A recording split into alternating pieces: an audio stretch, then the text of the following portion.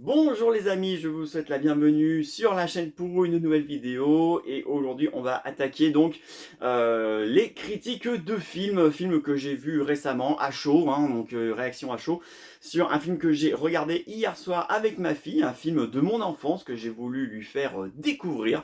Aujourd'hui on va parler de Space Jam qui est sorti donc en 1996 chez Warner. Film qui mélange prise de vue réelle et dessin animé comme Roger Rabbit, et qui nous conte du coup les mésaventures des Looney Tunes.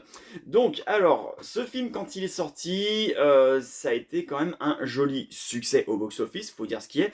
En même temps, l'affiche donnait un peu envie, surtout aux États-Unis. Pensez donc mettre dans un seul et unique film les Looney Tunes qui font un match de basket avec Michael Jordan, la plus grande star de NBA de l'époque.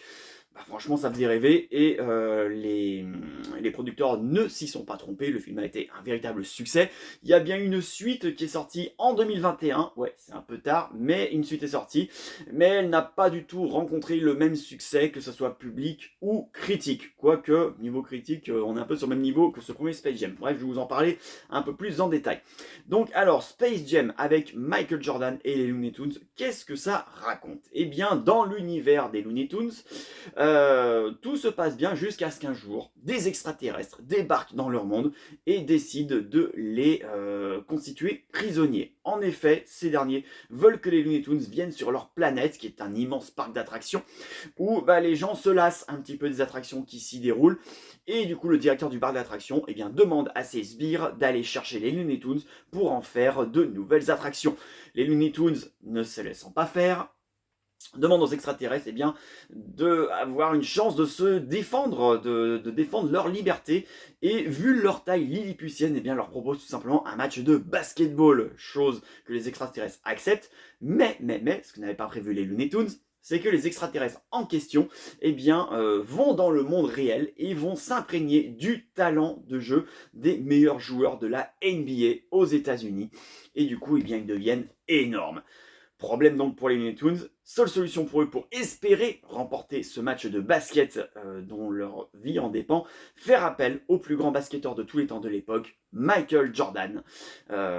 Et du coup, tenter de gagner ce fameux match. Voilà pour le scénario, donc c'est assez basique, c'est assez simple comme scénario, mais bon, voilà, c'est un film pour enfants qui met en scène les Looney Tunes. Michael Jordan, alors au sommet de sa carrière, joue dans ce film, et c'est d'ailleurs le seul rôle principal dans lequel il va jouer, il fait bien quelques petites apparitions par-ci par-là dans quelques films, mais vraiment en tant que rôle principal, Space Jam sera son seul fait d'armes. Alors, à la réalisation, on retrouve Joe Pytka. Joe Pytka, alors, il a réalisé un film déjà en 89, je crois que c'est 2 dollars pour un tocard avec Richard Dreyfuss. Mais il est surtout également connu pour avoir réalisé des clips de Michael Jackson à l'époque de Bad. Donc, du coup, ici, c'est un sacré challenge qui lui est imposé, surtout que le film a mis quand même 4 ans à se faire. Et convaincre Michael Jordan de jouer dans un film, ça n'a pas dû être bien simple. Voilà, sauf s'il est vraiment fan des Looney Tunes, ce qui peut être fort possible.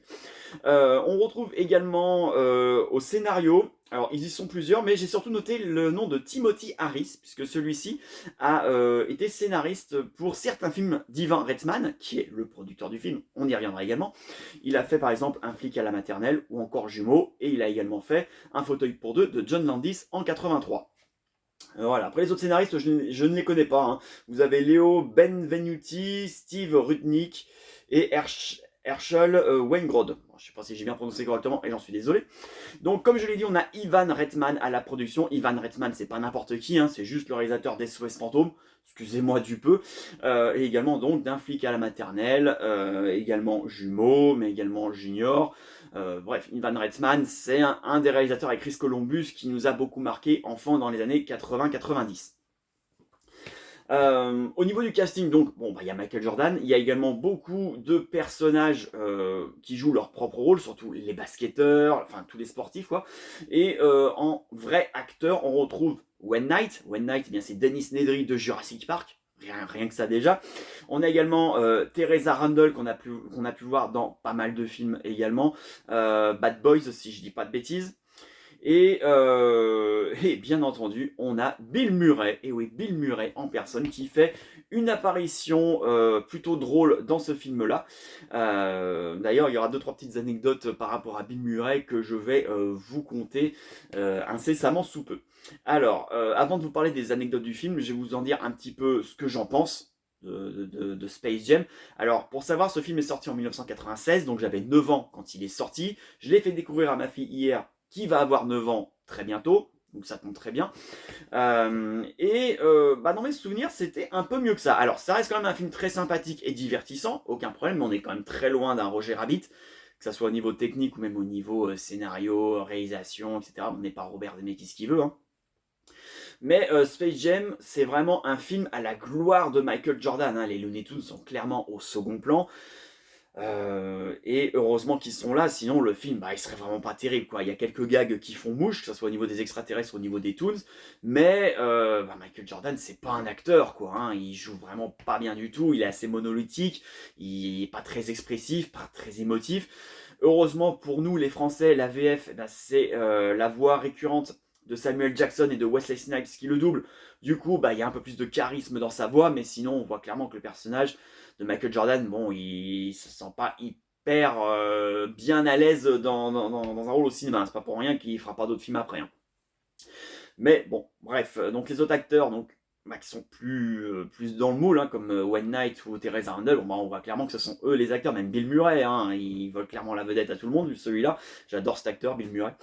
Donc voilà, bon, niveau casting, c'est assez léger, hein. C'est vraiment un film fait à la gloire de Michael Jordan. D'ailleurs, le générique du début, qui est quand même un peu trop long, je trouve, c'est que des images d'archives des plus grands exploits de Michael Jordan, des photos de lui quand il était petit. On a la scène d'introduction qui se veut être en fait une histoire vraie entre guillemets. On voit un jeune Michael Jordan qui dit à son père qu'un jour il sera un grand champion de NBA, qu'après il fera du baseball, chose qu'il fera suite au décès de son père dans la vraie vie, hein, Michael Jordan.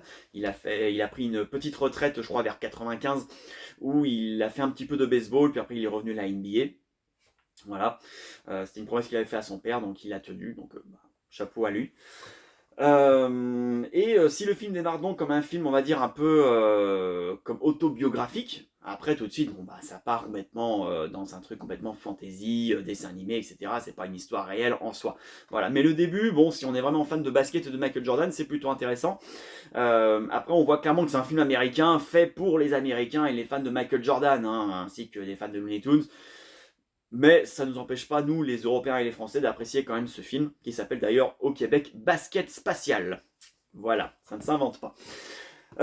Techniquement, c'est plutôt pas mal, hein. Alors déjà, ça fait plaisir de revoir les Looney Tunes avec, on va dire, avec un design moderne, parce qu'en 96, on n'avait pas eu de dessin animé Looney Tunes moderne, que ce soit dans les courts-métrages ou même dans les longs-métrages, hein. Après, on aura eu les Looney Tunes Passe à l'action en 2004 et Space Jam Nouvelle Ère en 2021, pardon.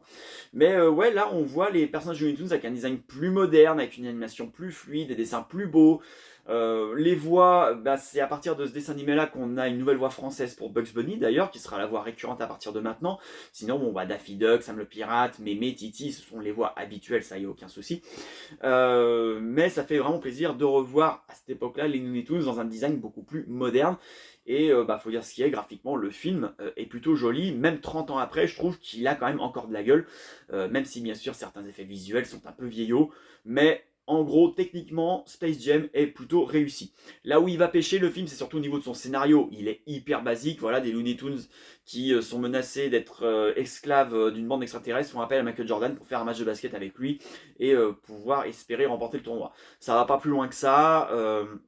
Le film ne dure que 88 minutes, hein, donc ça fait 1h28. C'est pas long, mais pour ce genre de film-là, et vu le scénario, c'est amplement suffisant. Il n'y a pas besoin que ça soit plus long, plus détaillé. Même si personnellement, j'aurais voulu que les Looney Tunes soient un peu plus mis en avant, autant que Michael Jordan, j'ai envie de dire.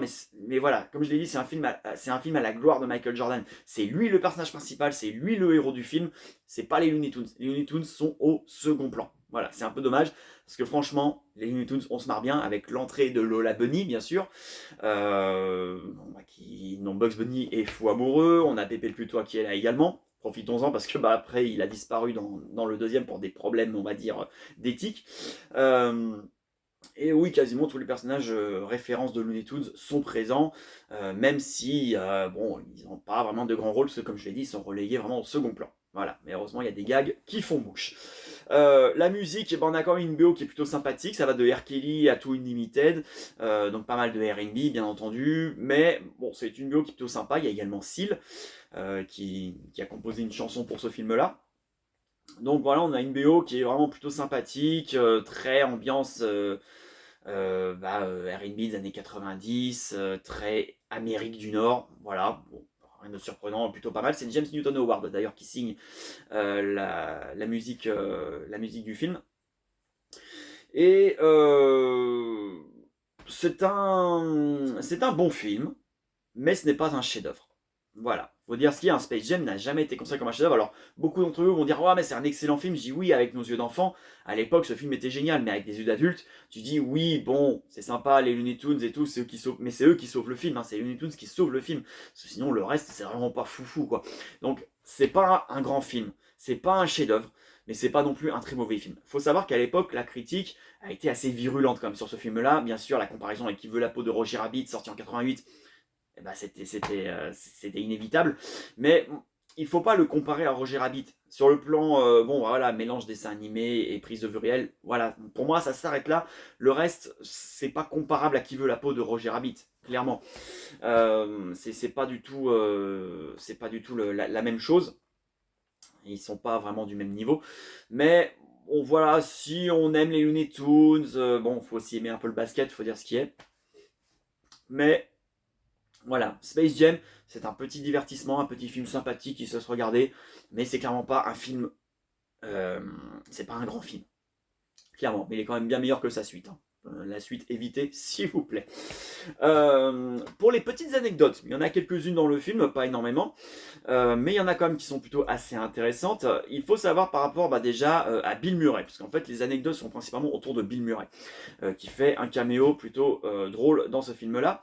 Déjà, la voix française de Bill Murray, c'est eh bien notre cher Richard Darbois qui le double, alors que Richard Darbois, bah, c'est celui il doublait Dan Aykroyd dans SOS Fantôme.